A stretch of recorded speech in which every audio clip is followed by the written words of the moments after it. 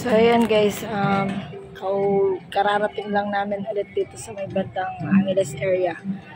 And pag-isipan namin na kumain kami. So ayan, nagugutom kami.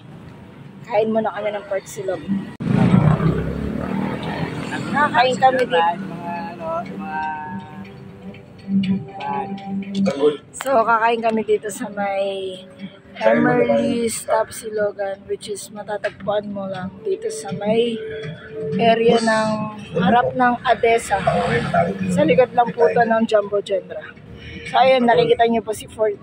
Ayan, si 14. And yan, so Emerly's Tapsilogan. So, like I said guys, nandito tayo kay Emerly. Kakain po tayo ng pork silog.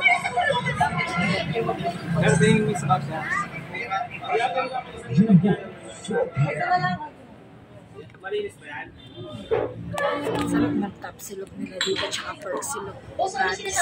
Hindi ka magsisisi. So, like I said guys, hindi kayo magsisisi pag kumain kayo sa Emerly's Tapsilogan. Napakasarap ng pork silog nila rito.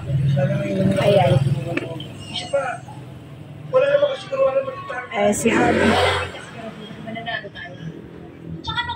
Mahilig talaga siya sa sili.